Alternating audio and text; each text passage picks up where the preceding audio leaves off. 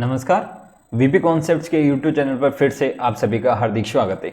आज के इस वीडियो में हम इंडियन मॉडर्न हिस्ट्री के वन लाइनर क्वेश्चन की सीरीज स्टार्ट कर रहे हैं और ये सीरीज आपके आने वाले किसी भी एग्जाम, चाहे आप आरएस लेवल तक के एग्जाम को देखेंगे तो वहाँ पे भी इस सीरीज से आपको बहुत से क्वेश्चन देखने को मिलेंगे। हो सकता है आपको कुछ क्वेश्चन आएंगे इसमें और हो सकता है आपने कुछ क्वेश्चन पहली बार देखे होंगे। तो ये क्वेश्चन सीरीज आपके लिए बहुत इंपॉर्टेंट रहने वाली है और वन लाइनर फॉर्म में डिस्कशन करने के पीछे हमारा उद्देश्य ये है कि कम टाइम में हम लोग बहुत ज़्यादा रिवीजन कर सकें। तो अगर आप इस चैनल पर नए हैं तो प्लीज़ इस चैनल को सब्सक्राइब जरूर करें और बेल आइकन को जरूर प्रेस करें। आप सभी जानते हैं कि इंडियन मॉडर्न हिस्ट्री से काफ़ी क्वेश्चन आते हैं और चाहे किसी भी प्रकार का एग्जाम हो, यहाँ से 5 से 6 क्वेश्चन, कभी कभी 10 क्वेश्चन भी पूछ लिया जाते हैं, क्योंकि जो हमारा स्वाधीनता संग्राम है, जो स्वतंत्रता संग्राम है, उसको लेकर एग्जामिनर हमेशा यहाँ से क्वेश्चन पूछता है। तो हम लोग यहाँ पे आपका टाइम वेस्ट नहीं करेंगे और सीधा हम लोग आज से ये सीरीज स्टार्ट कर रहे हैं। तो हम आज से डिस्कस करते हैं पहला क्वेश्चन।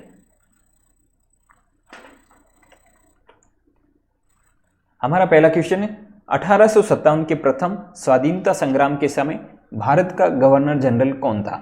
तो आपको 1857 की जो क्रांति हुई थी और उसमें भारत का गवर्नर जनरल कौन था वो बताना है। और इसमें आपके कितने क्वेश्चन सही होते हैं वो आप कमेंट बॉक्स में प्लीज़ कमेंट करके ज़रूर बताएं, ताकि एक आइडिया लगे आपको भी कि आप कैसे किस लेवल के यहाँ पे जो क्वेश्चन कर रहे हैं, और मुझे भी एक आइडिया लगे कि आपको किस तरीके के क्वेश्चन आपके लिए नेक्स्ट टाइम से लाने चाहिए। तो इसका सही आंसर हो जाएगा लॉर्ड कैनिंग। क्वेश्चन नंबर 2 है शारदा अधिनियम में लड़कों और लड़कियों के विवाह की न्यूनतम आयु कितनी निर्धारित की गई थी। तो इसका सही आंसर हो जाएगा 18 और 14 वर्ष, यानी लड़कों के लिए 18 वर्ष और लड़कियों के लिए 14 वर्ष न्यूनतम आयु शारदा जो एक्ट था उसमें निर्धारित की गई थी। तीसरा क्वेश्चन है भारत आने वाले पहले अंग्रेज जहाज का नाम क्या था। तो इसका सही आंसर क्या हो जाएगा रेड ड्रैगन। जो भारत आया था, जो अंग्रेज जहाज था जो भारत आया था और उसका नाम क्या था रेड ड्रैगन। गांधी इरविन समझौते में महात्मा गांधी के लाभ को किसने सांत्वना पुरस्कार कहा था। जो गांधी इरविन समझौता हुआ था और कब हुआ था वो मैं आपको बता दूं। जो गांधी इरविन समझौता था वो 1931 में हुआ था और इस समझौते को किसने सांत्वना पुरस्कार कहा था। तो इसका सही आंसर हो जाएगा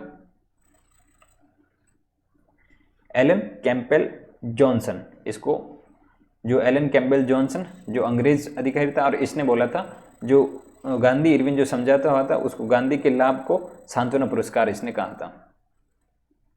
भारतीय राष्ट्रीय कांग्रेस का प्रथम निर्वाचित यूरोपीय अध्यक्ष कौन था। भारतीय राष्ट्रीय कांग्रेस की स्थापना 1885 में A.O. ह्यूम के द्वारा की गई थी और इसका जो प्रथम यूरोपीय अध्यक्ष कौन था तो जॉर्ज यूले था।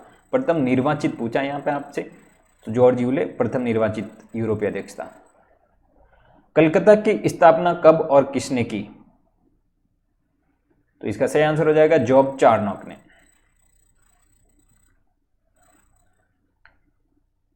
तार द्वारा महात्मा गांधी को चोरा चोरी की घटना की सूचना किसने दी थी।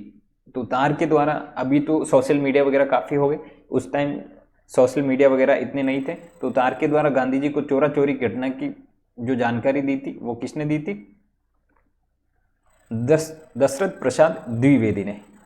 अगर आपको पता है कि चोरा चोरी कांड घटना की जो डेट एक्चुअली एग्जाम में कई बार पूछी जा चुकी है और आगे भी पूछने की संभावना रहती है, अगर आपको पता हो तो कमेंट बॉक्स में कमेंट कर बताएं।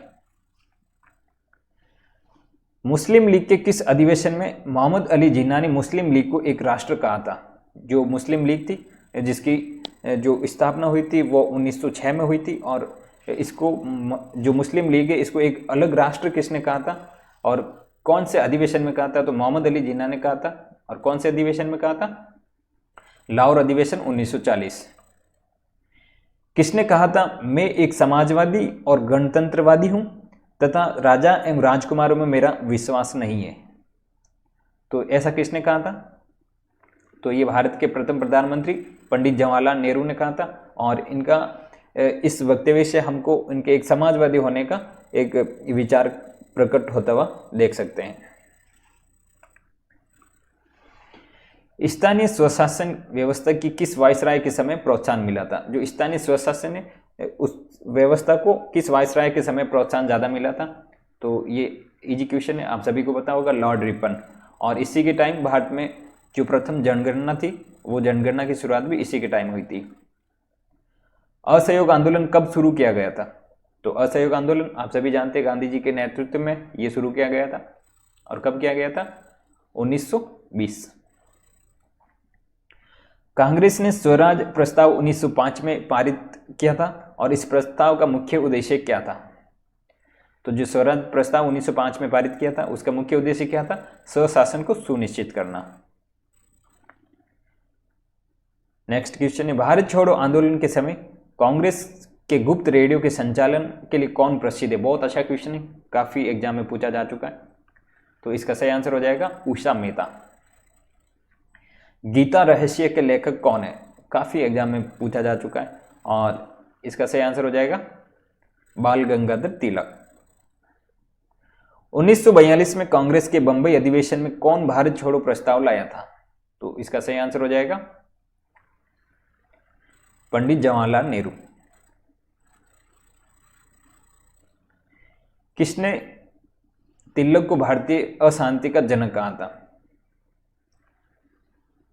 तो वेलेजली सिरोल है और इसने जो भारतीय अशांति का जनक किसको बोला था? तो तिलक को बोला था। 1937 में प्रांतों में मंत्रिमंडल के निर्माण के उपरांत कांग्रेस का शासन कितने महीने चला था? 1937 में जो प्रांतों में मंत्रिमंडल का निर्माण हुआ था, आप सभी जानते हैं उस टाइम चुनाव हुए थे और उसमें कांग्रेस का जो शासन है वो 28 महीने चला था। काकोरी केस के अभियुक्तों को बचाने के लिए जिस समिति का गठन हुआ था उसके अध्यक्ष कौन थे? तो उस समिति के अध्यक्ष कौन थे? गोविंद वल्लभ पंत। आप सभी जानते हैं काकोरी कांड कब हुआ था? तो काकोरी कांड 9 अगस्त 1925 को हुआ था। किस अंग्रेज शासक ने समाचार पत्रों में से प्रतिबंध हटाए थे? तो चार्ल्स मेडकॉफ ने समाचार पत्रों से प्रेस की स्वतंत्रता पर जो प्रतिबंध लगाए थे वो हटाए थे। जलियांवाला बाग हत्याकांड के विरोध में किसने वायसराय के कार्य परिषद से त्याग पत्र दे दिया था? तो इसका सही आंसर हो जाएगा सर शंकर नायर ने। किस अधिनियम के कारण भारतीयों को प्रशासन में कुछ हिस्सा मिलने लगा था? तो इसका सही आंसर हो जाएगा चार्टर एक्ट 1833। इस एक्ट की एक और विशेषता जो मोस्ट इंपॉर्टेंट एग्जामों में पूछी जाती और इसमें यह है कि जो ईस्ट इंडिया कंपनी था इसका जो व्यापार अधिकार था वो बिल्कुल पूरे तरीके से यहाँ पे ख़त्म कर दिया था। आप सभी जानते हैं कि जो 1813 में जो हुआ था, 1813 में जो चार्टर एक्ट आया था और उसमें चाय और चीनी का जो व्यापार था उस पर प्रतिबंध नहीं था ईस्ट इंडिया कंपनी पर, और लेकिन चाय और चीनी का जो अधिकार था वो भी 1833 का जो चार्टर एक्ट था उसके तहत छीन लिया गया था।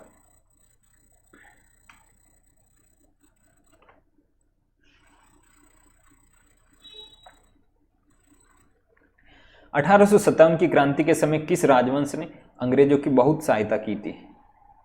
तो भारत के किस राजवंश ने 1857 की क्रांति के समय अंग्रेजों की बहुत सहायता की थी?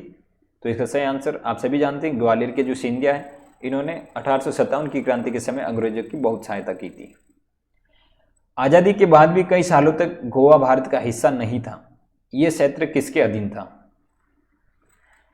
तो 1857 की क्रांति और इसके बाद जो जिस तरीके से अंग्रेजों का संघर्ष चला था, लेकिन अंग्रेजों के संघर्ष के बाद भी एक जगह ऐसी थी भारत में जहाँ पर पुर्तगालियों के पास गोवा था और यहाँ पर आंसर में पुर्तगाल से हो जाएगा।